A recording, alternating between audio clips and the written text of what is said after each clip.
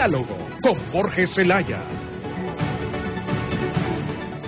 Ante los últimos hechos criminales suscitados en el país, en donde se reportan asesinatos múltiples, el Observatorio Nacional de la Violencia de la Universidad Nacional Autónoma de Honduras explica que hay dos tipos de percepciones de la misma. La primera es la objetiva, compuesta por lo que reflejan los registros de casos, y la segunda es la subjetiva, es decir, la valoración que la ciudadanía tiene cuando sufre o es víctima de un asalto o hecho violento en particular. Bajo esa lógica, el más reciente estudio del Observatorio en materia de percepción ciudadana, en lo que corresponde a percepción subjetiva de la violencia, un 89.9% de hondureños y hondureñas creen que tenemos un país inseguro.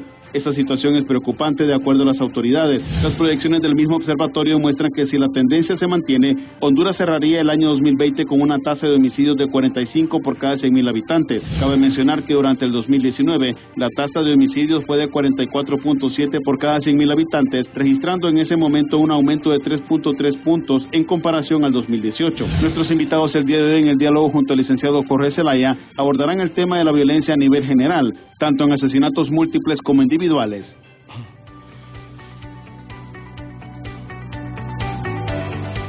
Bien, gracias Efer con esta introducción. Una vez más agradecer a la profesora Trini Padilla Chávez en el sur del país.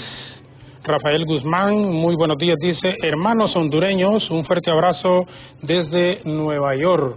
Y como comenzamos hoy también, hola Honduras, muy temprano, saludando al ingeniero Marvin Fernando Estrada, que estuvo de cumpleaños ayer, y también a nuestra queridísima prima Xiomara Ramos en Mississippi, que cumple años hoy, ex compañero de colegio y que recordamos y queremos muchísimo. Así que al ingeniero y a la licenciada, a Marvin y a Chomi, mi prima, feliz cumpleaños y les apreciamos enormemente a nombre de los bachilleres promoción 80 del Instituto Francisco Javier Mejía de Olanchito. Entramos ya con nuestra invitada la mañana de hoy. A pesar de la crisis sanitaria que vive el país, la violencia e inseguridad no para. Hasta la fecha se registran más de 35 masacres en lo que va de este 2020. De acuerdo al Observatorio de la Violencia de la Universidad Nacional Autónoma de Honduras, estos crímenes han dejado más de 135 víctimas, proyectando de esa forma la cantidad de 9 homicidios por día a nivel de promedio.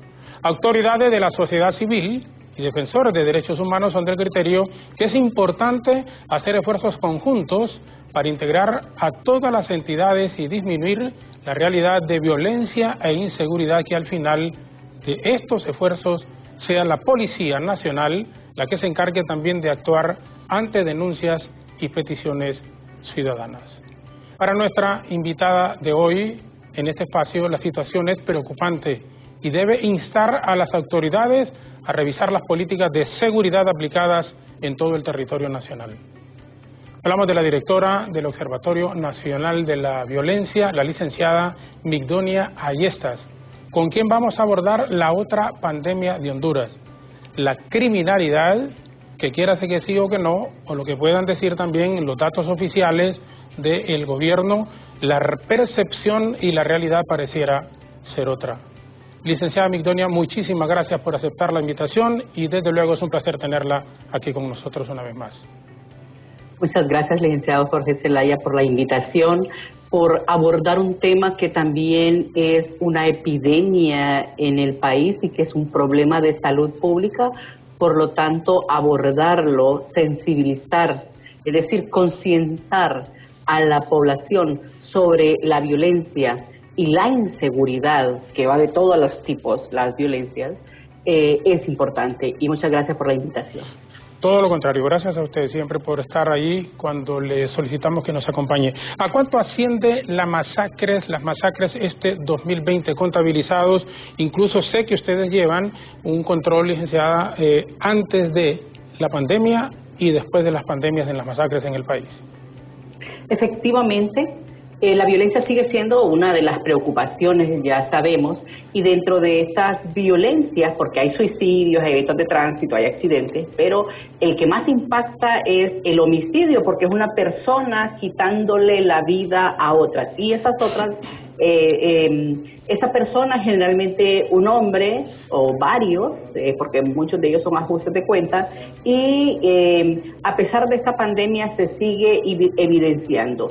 Son 6 homicidios múltiples o masacres que han ocurrido antes del 15 de marzo y a la fecha ya van 39 homicidios múltiples que han quitado la vida de 145 personas. Es decir, que si los restamos esas 6 antes de la pandemia, nos quedan 33 en durante la pandemia.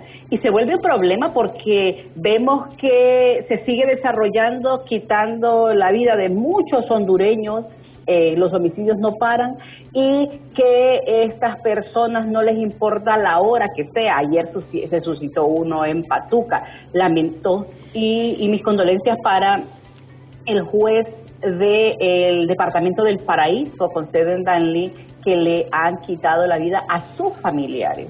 Y ahí es donde la protección de la vida es importante, y sobre todo de los que imparten justicia. Esos 39 eventos, ya decía, están ocurriendo en plena luz del día. Los posibles móviles generalmente son venganzas, peleas de territorio, de tierras cuando son por herencia. También se dan en ajustes de cuentas.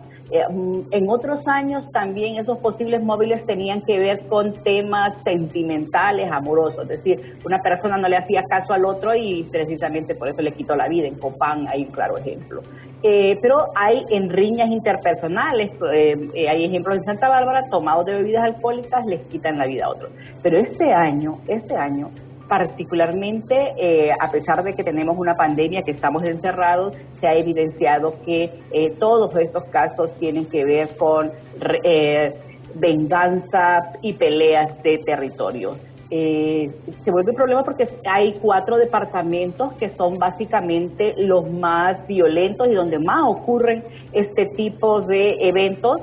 Francisco Morazán con 14 homicidios múltiples, y el Distrito Central han ocurrido todos. Decía que el epicentro es el municipio del Distrito Central.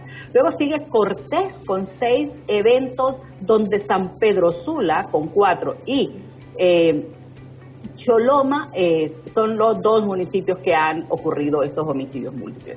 Luego Lloro, su natal Lloro, sí, tiene 4 homicidios múltiples, donde el Progreso 2, Lloro 1 y Olanchito 1.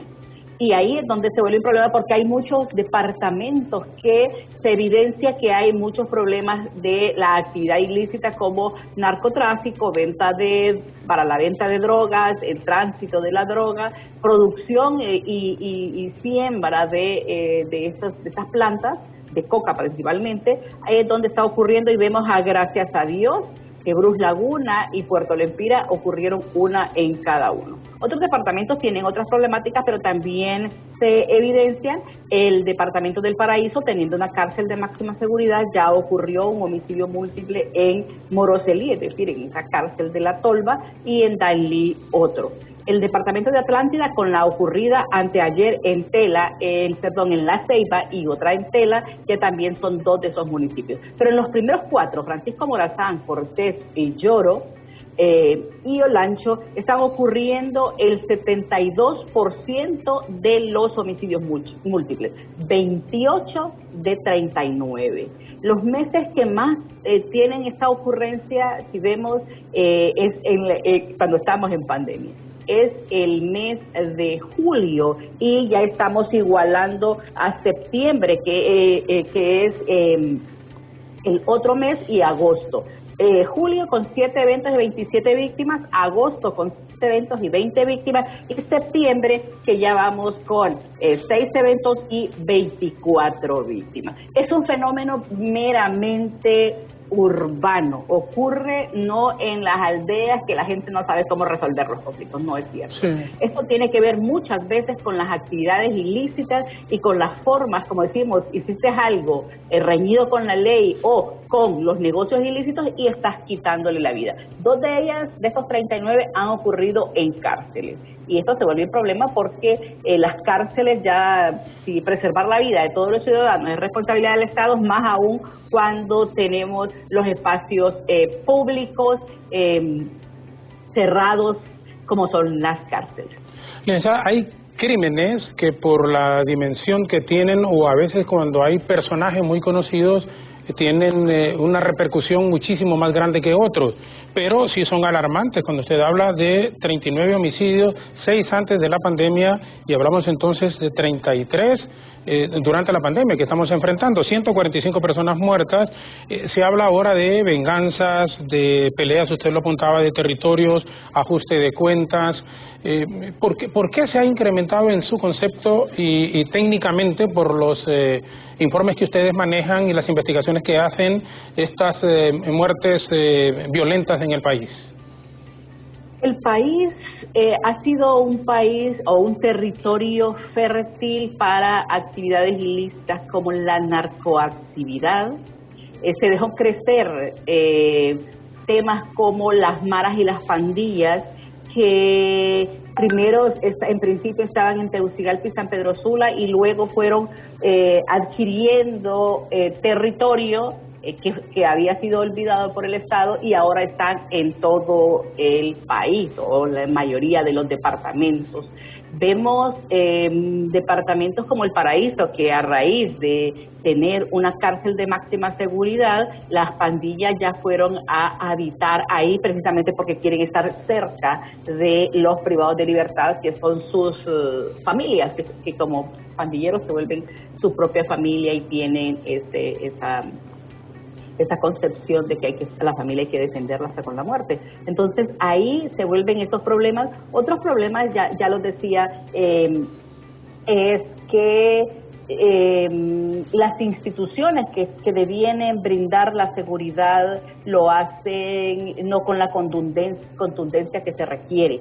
Precisamente, mire, cuando no se investiga un caso, cuando no se da cuenta de quiénes son los victimarios, estas personas andan libres y haciendo las mismas actividades en otro momento. Y ahí es donde los crímenes por encargo, los ajustes de cuenta, tienen que ver precisamente porque pagan o son sus propios sicarios los que desarrollan esta muerte violenta. Y ahí es donde es lamentable porque los ilícitos están ganando muchas veces la batalla, precisamente el control de los territorios por las maras y las pandillas. Mire, hay muchos barrios y colonias que te dicen, usted no puede entrar aquí, tiene que pedir permiso, la gente no puede hablar porque tiene miedo. Y eso es parte de lo que es necesario desarraigar, porque de lo contrario, tal control del territorio, o sea, de un barrio, de una colonia, ya sea por maras y pandillas o bandas criminales o grupos de narcotraficantes que hasta expropian sus propiedades, casas, terrenos para siembra de coca o para muchas veces hasta para que aterricen narcoavionetas. Ahí es donde está la raíz del problema. Por eso que el Estado o que el gobierno con sus instituciones desarrolle toda una investigación que dé cuenta de quiénes son, a dónde lo realizan, porque quienes mueren ya lo sabemos, pero lo que no sabemos es quiénes son los que están detrás de estas muertes violentas, porque obviamente son muchas. Si analizamos cuántos homicidios han ocurrido en este periodo, y quiero verlo en los primeros 6 meses, se evidencian, por ejemplo, que han ocurrido 2.678 homicidios. Vea usted, creo que tenemos más homicidios que las muertes por la COVID-19. Es decir, este también es un problema de salud pública, este también es una pandemia, porque ocurre en todos los países. Las maneras de abordarlos en los diferentes países es la que hace la diferencia.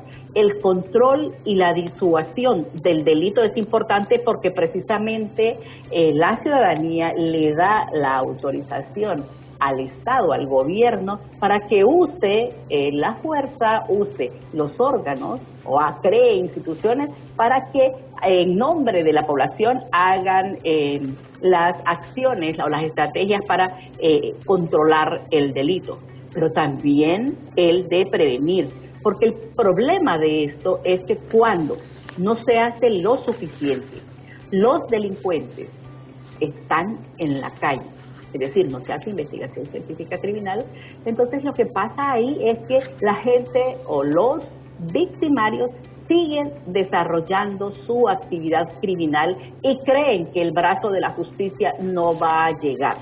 O en muchos casos lo vemos en los medios de comunicación que cuando llega, vean, no a todo el mundo le tapan el rostro para decir que son inocentes o que hay una presunción de inocencia. Solo a los poderosos o a los políticos. A los pobres los ponen detrás de un rótulo y los muestran. Como nadie se va a recordar de sus nombres, ¿verdad? Y entonces es fácil olvidarlos, pero a los que están como responsables de las acciones del Estado, ellos sí, y a ellos muchas veces se les deja libres, no se les judicializa o se les esconde para que la gente no recuerde ese nombre con esposas o con grilletes. Estamos conversando con la licenciada Migdonia Ayestas, la directora del Observatorio de la Violencia. Nos va a permitir por este momento, licenciada, una breve pausa. Vamos a regresar con usted y al volver, porque la percepción es muy importante y además la prevención, muchísimo más la prevención. Entonces, con esto de la reapertura económica gradual que se está haciendo en el país y que se comienza en una segunda fase a partir de hoy, ¿habrá algún temor de que se incrementen estos hechos violentos, esta criminalidad, este asunto de homicidios en Honduras? Esta consulta se la formularemos a la licenciada al regresar de esta brevísima pausa. La licenciada Migdonia Ayestas, directora del Observatorio de Violencia de la Universidad Nacional Autónoma de Honduras. Gracias por acompañarnos. Nos quedamos con nuestra señal en Facebook abierta y, por supuesto, la pausa en televisión y en radio en este momento. Ya volvemos.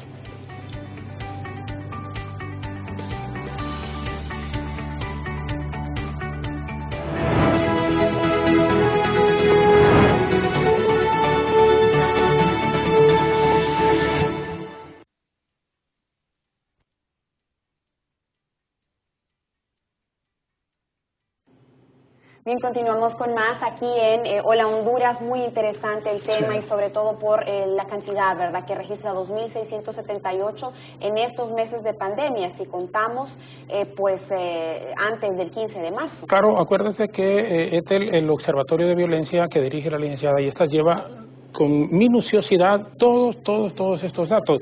Y sí nos preocupa, por eso vamos a abordar en esta segunda parte, antes de una nueva pausa con la licenciada Ayestas, este tema de la reapertura económica, porque la percepción y el sentido común nos dice que lo más seguro es que se incrementen estos hechos de violencia. Sí, porque anda la gente más en la calle y algunos que por la razón tienen que estar confinados en su casa, se les da la oportunidad de salir. O el tema, por ejemplo, que se mencionaba, ¿no?, de Oriente, porque al llevarse la cárcel para allá, pues se ha incrementado. Bueno, vamos a leer aquí algunos saludos. Dice Trini Padilla, buenos días, bendiciones, muchísimas gracias, Trini. Secundino Sánchez también nos saluda, licenciado, dice Marvin Fernando Estrada, licenciado, muchas gracias por sus muestras de amistad y cariño de siempre. Adelante, cumpleañero, bien. Jackie Baide dice saludos, bendiciones. León Valladares también, bendiciones para todos en el programa, muchísimas gracias. El saludo también se extiende, ¿verdad?, para los hondureños en Nueva York. Rafael Guzmán dice muy buenos días, hermanos hondureños, un fuerte abrazo, estoy aquí en la ciudad de Nueva York, ya comienza el otoño por allá, un poquito de frío. Un poquito de frío, así que le enviamos también un fuerte abrazo, un saludo, y a todos los hondureños especialmente que nos ven en varias ciudades de los Estados Unidos.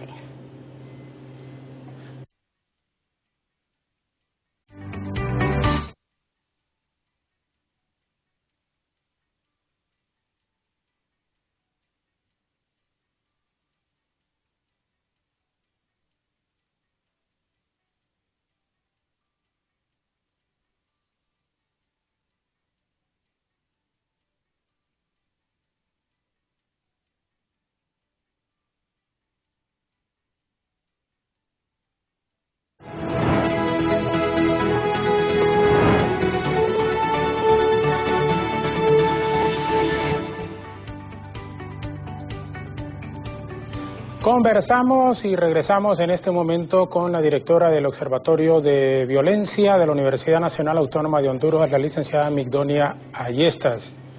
Miren, este tema es muy importante y tenemos que prestarle siempre atención. Son cosas que tienen que ver con la vida, que tienen que ver con nosotros, que tienen que ver con el cuidado y el control, que tienen que poner primero las autoridades como tal y también uno mismo. Uno mismo debe de tomar algunas medidas porque estamos viviendo, pareciera que no, en situaciones en medio de la pandemia que está afectando al mundo entero. También hay aspectos de seguridad que son inherentes también a la persona misma.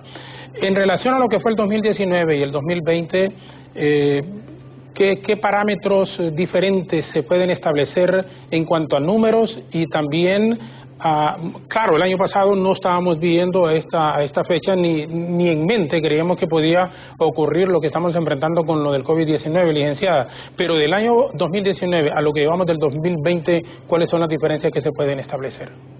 Bueno, en principio sabemos que, como usted bien lo apuntaba, no se puede comparar este año con otro, obviamente por efectos de números hay que hacerlo. Y se ve una clara disminución en el número de homicidios. Si hasta el 16 de marzo había una disminución del 10% en el número de homicidios.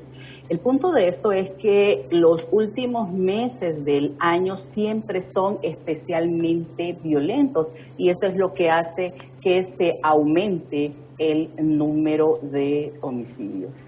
Y bien lo apuntaba usted cuando hablamos de dos tipos de seguridad. Una cosa es los datos, que son objetivos, que puede ir y decir, bueno, aquí hay un acta de defunción y estuvo en una pileta de morgue o estuvieron las autoridades acordonando la zona.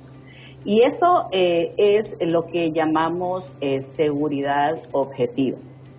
Pero hay otro tipo de seguridad que tiene que ver con la percepción de la ciudadanía, la opinión de la gente ante los problemas. Y ahí los homicidios disminuyen, pero la gente sigue percibiendo a este país como inseguro.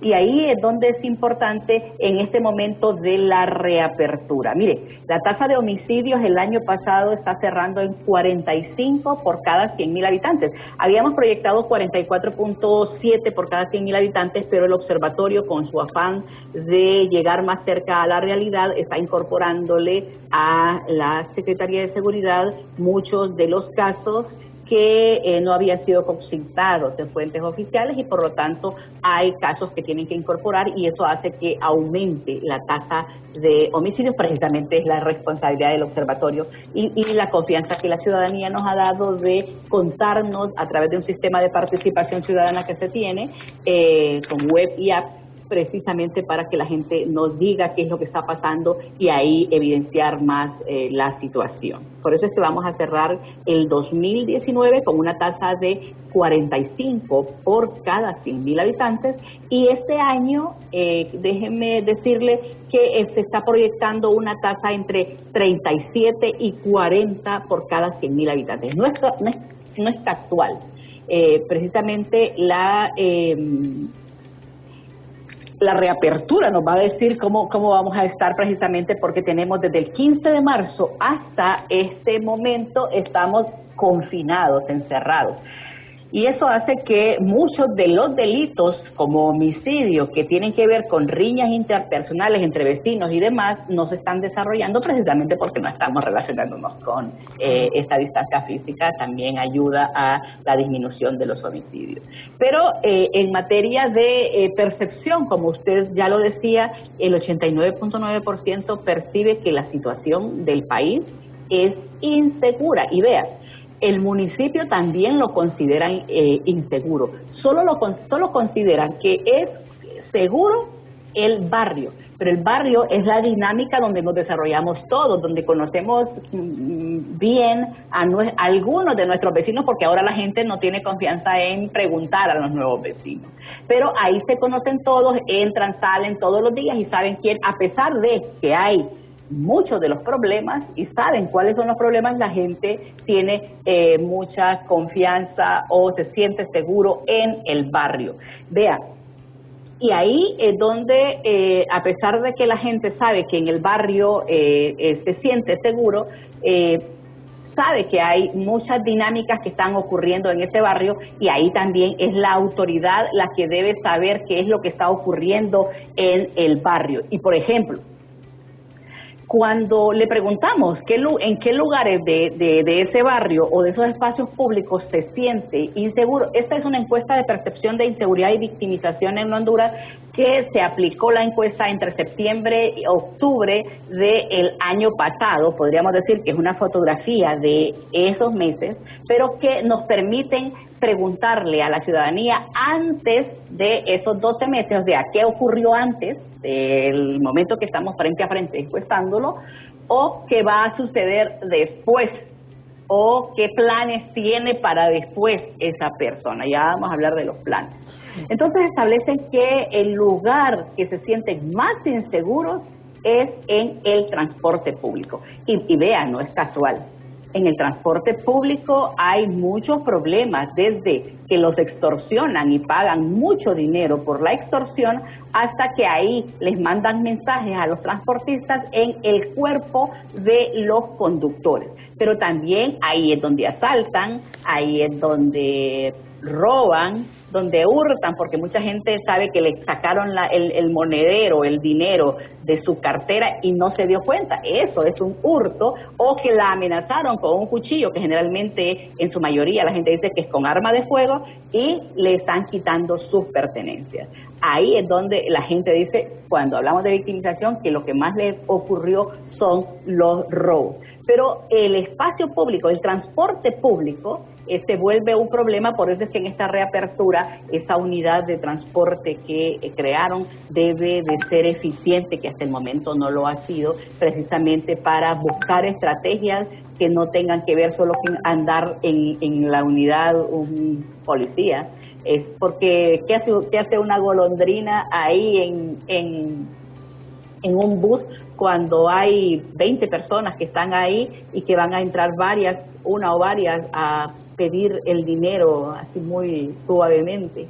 Entonces se vuelve un problema el transporte público, y sobre todo las muertes violentas en el transporte público. Mire, en los últimos años son 1.880 personas, conductores, ya sea pilotos de taxi, de autobuses, de mototaxis, los que han perdido la vida precisamente, y en su mayoría son producto por extorsión y algunos por problemas personales. Sí. Luego también es importante los lugares públicos, y vean, no es casual que los lugares públicos la gente tenga miedo de esos espacios, porque es que ahí llegan a lanzar cuerpos, ahí les quitan la vida a otros. Vea usted que los homicidios múltiples ocurren en los espacios públicos, y que ahí es donde los vigilan, donde son eficaces para desarrollarlos, porque no queda ninguno vivo.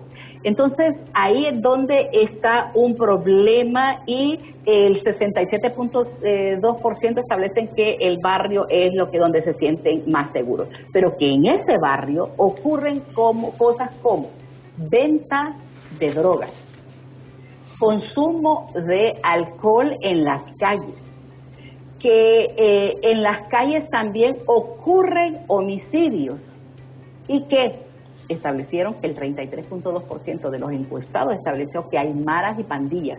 Este es un problema que es necesario abordar con estrategias integrales, porque no solo es capturarlos y mandarlos a la cárcel, porque si no estaría llena la cárcel y haríamos un departamento en cada una de las cárceles que hay, sino más bien estrategias que tengan que ver con la prevención de la violencia, porque cuando establecen que hay maras y pandillas, bandas criminales en el barrio, ya están diciendo el problema, y ahí el control del territorio se ve más efectiva. Nunca había sido tan alto este tema de la presencia de maras y pandillas, que lo están diciendo en ese momento. En ese momento que se aplicó la encuesta. Ahora, mire, yo le pregunto, las mismas explicaciones que nos está dando son realmente impresionantes y muy importantes. Pero volvemos, percepción. Usted nos hablaba que el 2019 alrededor de un 45% o 45 personas por cada 100.000 habitantes habían muerto, que tienen previsto en proyecciones entre unas 37 a 40 personas muertas. 40 es una tasa. En este 2000. Sí, pero cuando hablamos de es una tasa de homicidios, claro, es decir, que se multiplica por 100.000 por 100.000 habitantes, correcto, pero pareciera que la tendencia, de acuerdo a los datos que ustedes en el observatorio están manejando, es a que se baje en cuanto al porcentaje a final de año, pero la percepción de la gente es otra. Hoy igual ayer asesinaron a un periodista en Comayagua, entonces la gente dice, como son hechos de impacto, entonces la gente dice, bueno, sigue la criminalidad.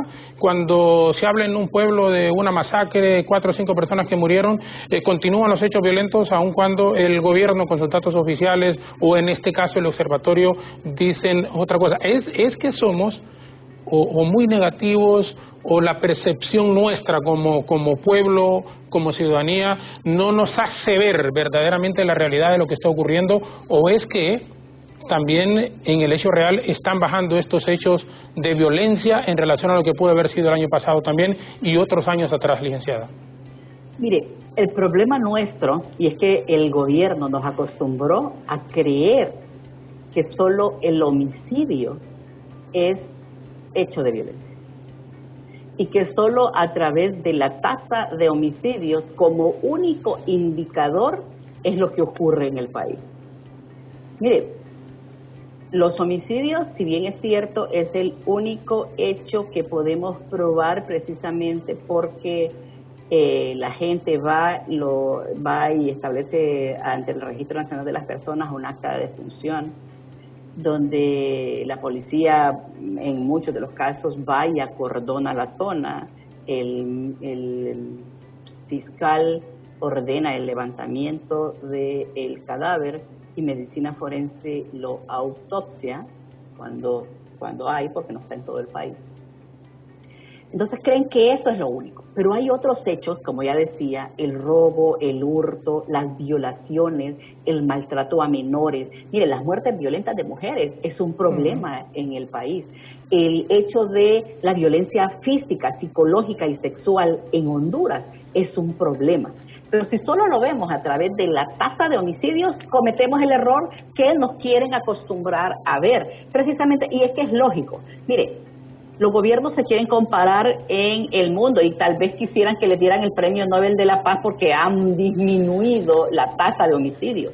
El punto de la tasa de homicidios es que éramos el país más violento de Honduras, 86.5 por cada 100.000 habitantes, y solo éramos 8, ahora somos 9.2 por ahí de la población. Y entonces ahí es donde caemos el error del gobierno, de creer que eso es lo único que tenemos que ver.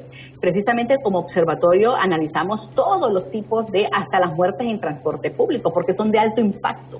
Entonces la victimización también nos dice eso, no solo es que ocurrió un homicidio, es que le robaron, o es que le robaron a un familiar, es que le están quitando las tierras. Entonces la gente se siente insegura en un país. ¿Y por qué se siente insegura? Todavía somos un país violento. Mire, la OPS en el 2002, que estableció cuál es el promedio de violencia que se debe tolerar en un país sin estar en guerra, es 8.8 por cada 100.000 habitantes. Y si lo quieres aumentar un poquito por los años que han pasado, digamos 10 por cada 100.000 habitantes. Pero tenemos 45 por cada 100.000 habitantes. Solo en mujeres tenemos 8.6 por cada 100.000 habitantes, es decir, exactamente lo que dice la OPS que debemos tolerar. Pero el problema de las mujeres es que son los hombres las que las están matando, y no cualquier hombre. El 55% de los hombres son sus parejas, las que las enamoraron, las que se casaron, las que se las robaron, las que convivieron con ellos, sí, parieron hijos, son las que le están quitando la vida y están dejando otro problema social, que son niños en situación de orfandad por femicidios.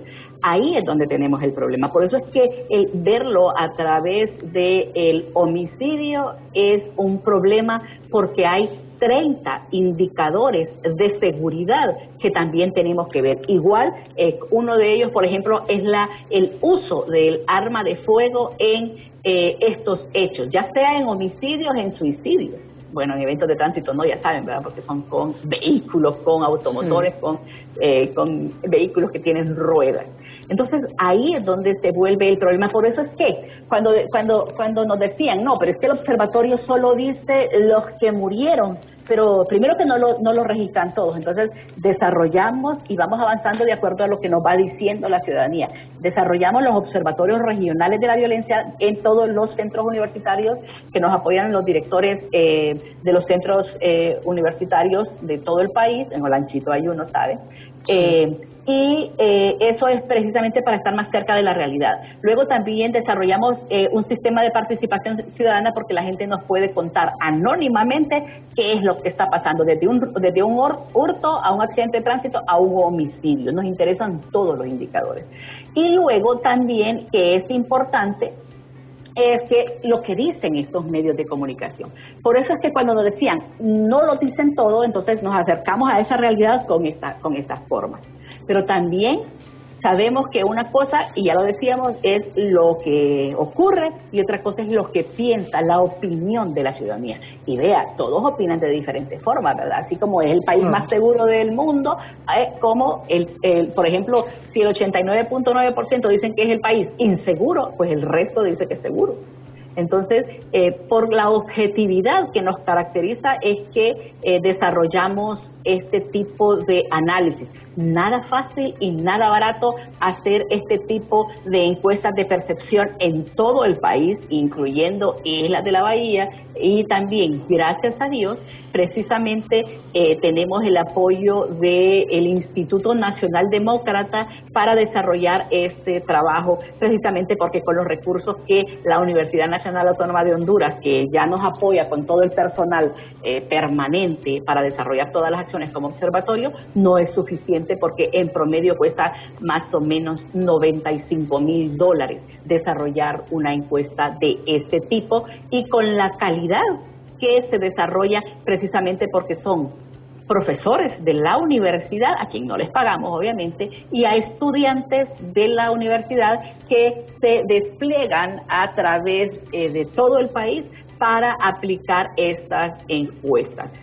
Pero también nos damos cuenta de esa realidad, donde nos amenazan como estudiantes, donde nos dicen es mejor que se vaya de aquí ahora, y precisamente porque ahí a la vuelta hay maras y pandillas, ahí vive no sé quién. Entonces esas cosas son las que nos dicen y nos permiten acercar, así como cuando vamos a Moroselí o Santa Bárbara a ver cómo vive la gente de Moroselí con la tolva, ¿verdad? O cómo vive con la otra cárcel de máxima seguridad en Ilama, Santa Bárbara. Entonces vamos y platicamos con la gente, precisamente porque queremos saber lo que opina, y esta es la opinión de la gente, así como saber que a pesar de todo esto, mire, a pesar de estas reducciones de la tasa de homicidio, la gente no confía en las instituciones.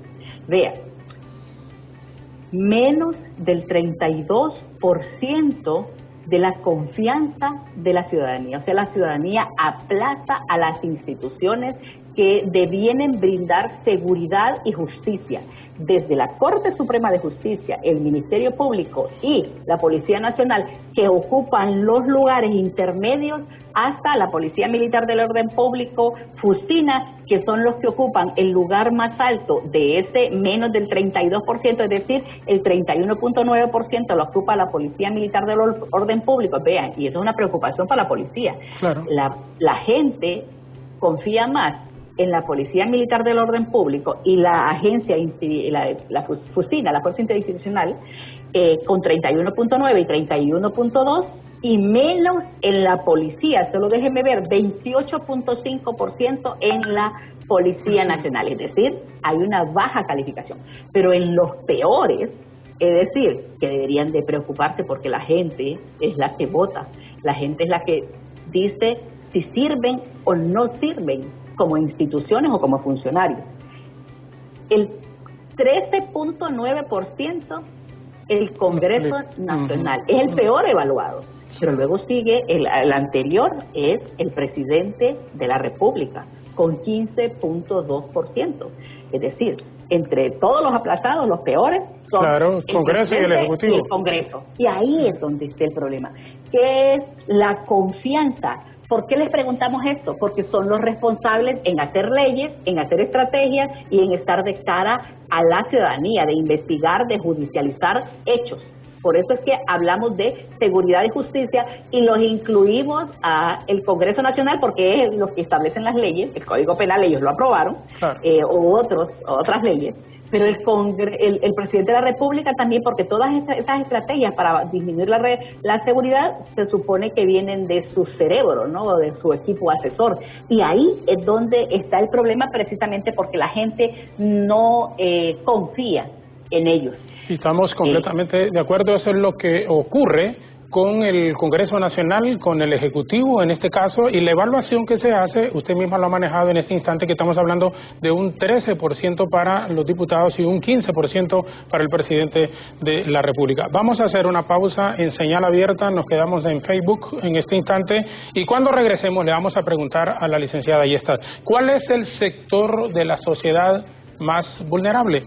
¿Son realmente las mujeres? ¿Son los niños o son los adultos mayores en términos generales? ¿Y qué le espera a nuestro país como futuro si sigue existiendo un alto índice de hechos violentos en Honduras? Quédese con nosotros, regresamos en un instante con nuestra invitada.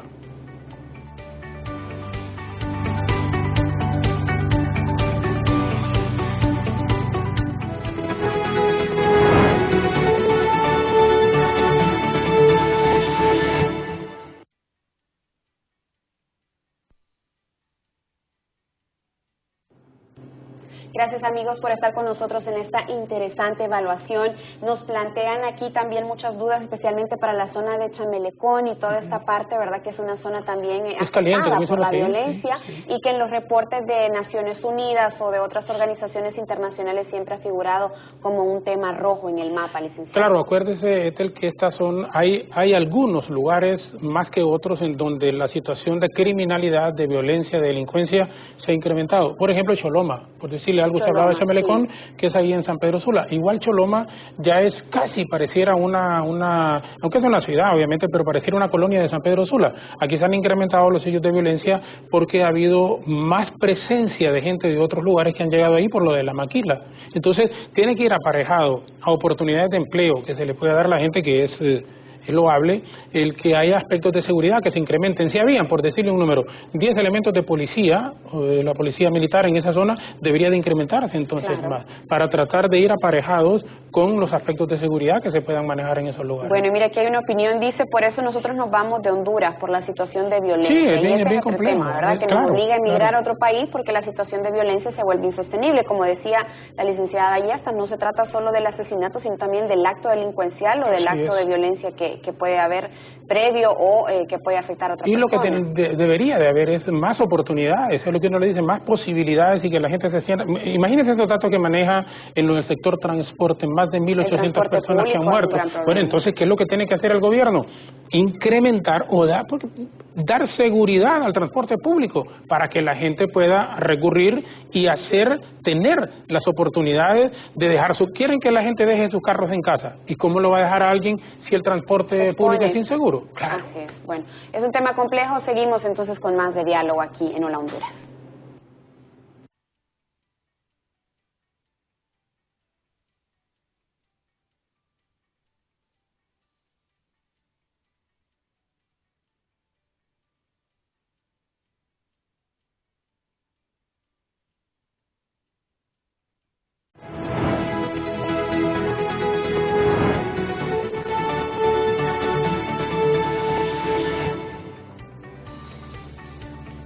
Bueno, tenemos mucha participación a través del Facebook de gente que nos ve tanto fuera como de nuestro país. Dice Jeremy Matamoros, la disminución de la criminalidad por la pandemia no es negocio para los que manejan la tasa de seguridad y las empresas privadas. Así que todo es un buen negocio, no se puede dejar caer. Se han reducido, dice, las masacres. Bueno, seguramente ¿cómo es? reducido las masacres, se ha reducido, dicen probablemente, las masacres. Pero este es un tema, como apunta la licenciada Migdonia Ayestas, bastante difícil, un tema muy complejo, pero decíamos cuando íbamos a la pausa, gracias Jeremy Matamoros, mujeres, niños, niñas o adultos mayores, ¿cuál es el sector de la sociedad más vulnerable en los datos estadísticos que ustedes manejan que son más propicios a este aspecto de la violencia en el país? En Honduras, y voy a ser contundente con esto, en Honduras el principal factor de riesgo para ser víctima de la violencia es ser hombre, menor de 30 años. ¿Por qué?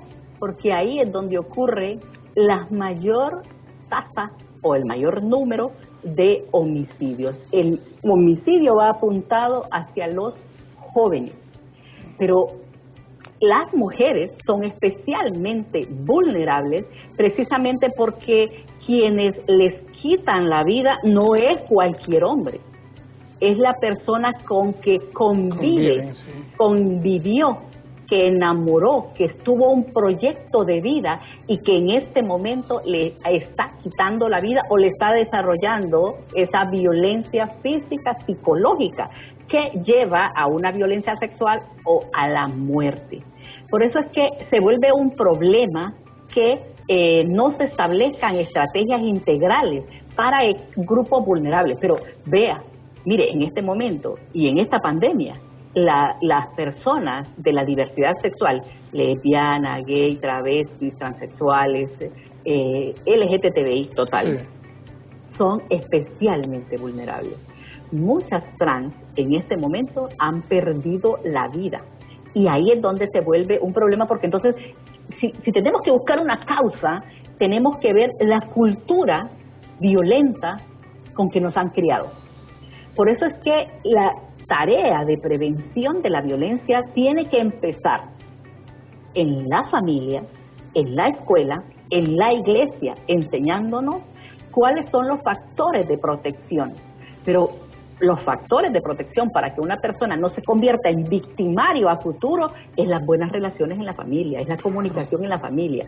El grito, el golpe y el llanto, generalmente la que llora es la mujer, y no porque es que nos ha enseñado, sino que porque es que es a las que la golpean. Nos hemos acostumbrado a eso y los niños están viendo que así se resuelven los conflictos. Pero ahí es donde está el problema. ¿Qué acciones estamos desarrollando? Mire, en este momento las guías de familias no le están yendo a aconsejar a las mamás y a los papás que no sean violentos o que tengan una cultura de convivencia pacífica, sino están yendo a aconsejar por quién va a votar y que no voten por otros partidos y que sí voten por el Partido Nacional. Eso no es posible. Ya se nos debe olvidar esa política partidista y emplear a la gente por partido político precisamente porque el resto de la población nos la vemos mal. O sea, y digo nos la vemos porque yo soy parte de los pobres de este país, vivo de un sueldo, así como muchos, y otros viven de la corrupción que tienen en el Estado, que eso también se vuelve un problema. Eso hace que el país se vuelva inseguro. Y ahí es donde la gente no quiere decir o hacer nada para remediarlo. Por eso la pregunta ¿dónde está el dinero? Es importante.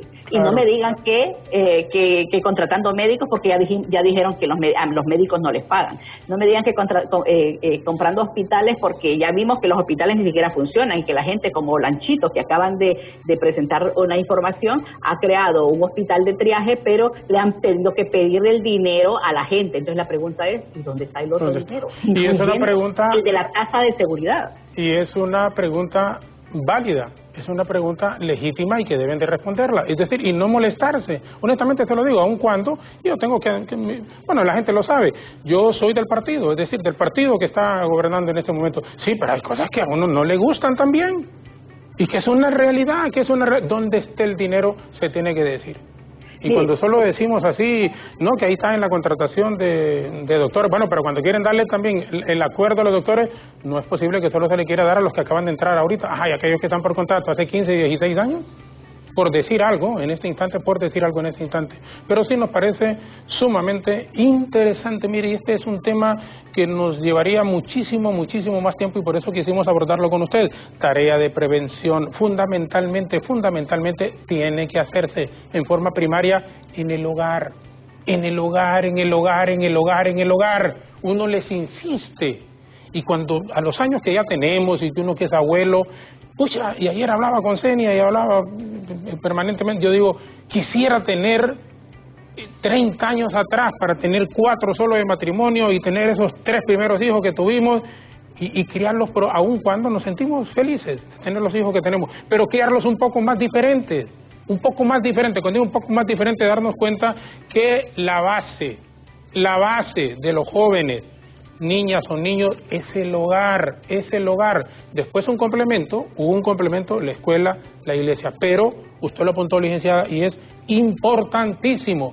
Por eso aquellas parejas jóvenes que nos están viendo en este momento, cuando digo jóvenes es porque no tienen el camino recorrido y vivido que tenemos ya nosotros, pero para esos jóvenes que nos están viendo, miren, no hay cosa más maravillosa y que se le quede en la mente siempre a uno, cuando desde pequeño, desde los 6 años, 7 años, 8 años, y así, en ese crecimiento, los papás acompañamos y apoyamos a nuestros hijos.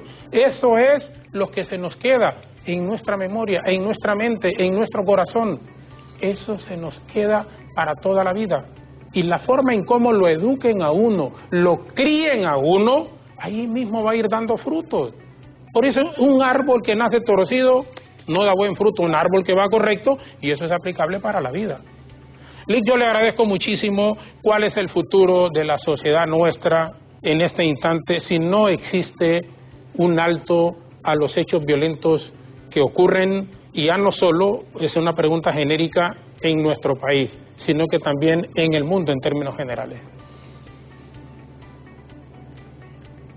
Ahí es importante poder establecer que si no se cambia esa cultura violenta, esas relaciones de poder que hacen que unos puedan robarse el dinero del Estado o maltratar a una mujer, vea que se estoy poniendo en el macro y en el micro, no vamos a llegar a ningún lugar. Y eso se vuelve un problema porque la misma encuesta de percepción nos dice que del total de encuestados, el 17% de ellos establece que se quiere ir del país. Entonces, lo que nos va a pasar es que muchos van a estar en el cementerio, y más que el COVID, ya dije, sí, y otros se están queriendo ir, y por eso esas caravanas, pero la gente no se ve en su mayoría en caravanas, ustedes lo saben, y una encuesta que hicimos para USAID estableció que la gente paga coyotes para irse. La mayoría de gente que se va de Honduras no es en caravana, así que no hagamos terror de las campanas y no creamos que se van los que hacen el miedo en el país, se van los pobres que no tienen ni siquiera que llevarle comida a la mesa a los niños, a sus hijos e hijas. Ahí es donde está el problema. Y mire, un llamado para cerrar a las iglesias. Yo recuerdo que en la iglesia católica yo enseñaba, y digo, voy a ponerme de ejemplo porque para que vean que es cierto. A las parejas que se iban a casar habían charlas prematrimoniales. Y les enseñábamos desde las relaciones de parejas, desde la comunicación y de la madurez que deben tener en el matrimonio. Porque no solo es yo me quiero casar, ¿verdad? Y tengo la necesidad de tener relaciones sexuales, sino yo tengo el dinero para casarme, para mantener una familia, cuántos hijos quiero tener. Todas esas preguntas hay que hacerlas y enseñárselas a los nuevos jóvenes que se van a casar. Bueno, y los que se casan, ¿no? Por eso es que la escuela también debe enseñarlas, porque muchos no se casan, se las roban en los pueblos como el mío, entonces solo cambian de casa. Y ahí es donde está el problema, porque si no enseñamos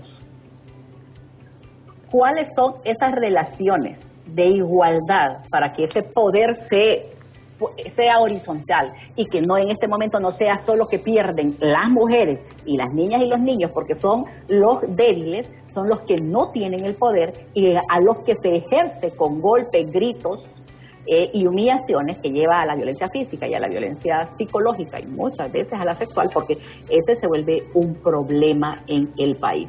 Ahí donde las instancias socializadoras del Estado funcionan. Por eso es que hay un cura, el salvadoreño, el padre Baró, el doctor Baró, Martín Baró, establecía que la familia no solo es el simiente de la sociedad, es todo en la sociedad. Por eso invertir en la familia, por eso es que me da chiste las dichosas guías o guías de familia, precisamente porque lo que menos están haciendo es guiando familias. Una estrategia partidista y eso no es problema, no se vale que jueguen con la dignidad de la gente y que las usen y que solo por llevar dinero del gobierno, del Estado de Honduras a la mesa, tengan que hacer cosas que no tienen que ver con el amor a la patria, con la identidad nacional, que eso es lo que tenemos que enseñar también a nuestros diputados, a nuestros gobernantes y a los niños y niñas de las escuelas. O sea, es en todos los niveles. Por eso es importante la prevención de la violencia en todas las esferas. Porque la violencia es un comportamiento que se aprende en la casa, en la calle, en las instituciones del Estado, porque no solo es matar a lo que estamos hablando de violencia, violento es que se roben el dinero del Estado, violento es que no lo inviertan en lo que deben y que usen el dinero del Estado para campañas políticas y que lo saquen de la SAC o que se va a invertir a las mujeres para estas cosas. Es una estrategia integral, pero se requiere ciudadanos probos que administren el país y ahí es donde está el problema. Muchísimas gracias. Oiga, ¿de qué pueblo fue que vino usted? De acá, Tegucigalpa. Yo soy soy del departamento del Paraíso, del municipio del Paraíso y de una aldea que se llama Santa Cruz. La aldea más próspera del municipio del Paraíso. Y además, vea usted que tengo todo lo cristiano que se pueda. Santa Cruz, el Paraíso, el Paraíso. Cualquiera diría que no necesito ya ser cristiana para ganarme el cielo porque ya viví en el cielo. Pues solo el pueblo donde nació. Lic, muchísimas gracias, de veras. Siempre es un placer. Muchas gracias, oye. Igualmente. Estoy para aportar al país y para hacer esa voz de la gente que quisiera decir lo que digo y no lo dice. Correcto, gracias. La licenciada Migdonia Ayestas, que es la directora del Observatorio de la Violencia de la Universidad Nacional Autónoma de Honduras. Ha sido, como siempre, un gran placer tenerla. Y miren, hay mensajes que nosotros queremos permanentemente que calen en usted que nos está viendo. La violencia, obviamente, producto de un montón de factores, y ya se sabe, el gobierno tiene que hacer de su parte. Cuando apuntaba en esos datos que más de 1.800 personas han muerto en hechos violentos en el sector transporte en los últimos años. Seguridad, pongan seguridad. Anunciaron un tiempo que iban a dar un policía siempre en esos buses, nunca lo hicieron, o anduvieron tal vez 3, 4 días y de ahí se olvidaron. Ahí hay hechos violentos. Pareciera que es un negocio de algunas personas porque solo medio lo hacen unos 2, 3 días y de ahí se apartan. No puede ser. Hagan eso, trabajen en eso. Nosotros sabemos que monitorean todos estos espacios de los principales canales de televisión y de estaciones de radio, de periódicos también en el país. Entonces, por favor, retomen eso. Seguridad para la gente. No se olviden eso de los guías de la familia. Y se los digo también, no tienen que estar diciendo que voten por Mauricio Oliva, ahorita que voten por Tito Afura, que voten por... No es así. Tienen que estar trabajando en decirle a la gente, miren, familia, donde hay una familia desunida, donde hay madres solteras, que tenemos muchos en el país, ya si es un hecho irreversible, decirle, señora, usted puede salir adelante con su familia. Señora, usted puede salir adelante con sus hijos. Señora, usted tiene que luchar esto. Y aquellos que son hogares consolidados, pues hombre, apoyémoslo muchísimo más, como apuntaba la licenciada Ayestas. Donde hay hogares y familias sólidas, crecen hijos sólidos, con principios y con buenos valores. Y esa es gente de bien para la sociedad. Y tiene que ver, sin ninguna duda, con la criminalidad. Porque ¿quiénes son los que cometen crímenes? Son jóvenes que generalmente han sido abandonados por sus papás, generalmente. No tienen una buena educación, mandan a sus padres, las mamás les tienen miedo. Esos son los que cometen hechos violentos. Pero un joven que se ha criado bien en un verdadero hogar, con familias sólidas, es muy difícil, por no decir imposible, que estos jóvenes se pierdan en el camino. Por eso, el hogar juega un papel fundamental. La escuela y las iglesias. Pero el hogar es insustituible. Y aquí papá y mamá que nos están viendo, luchen y trabajen por sus hijos, no les griten a sus hijos. Cuando uno tiene la edad que yo tengo, 58 años, 34 de casado, quisiera regresar, aun cuando le doy gracias a Dios, insisto siempre, y le agradezco a mi esposa y por los hijos que tenemos. Y hay gente que, mira, ustedes tienen suerte con sus hijos. No es suerte, es la forma en cómo se crían a los hijos. A los hijos hay que darle amor, pero hay que darles también rigor, definitivamente.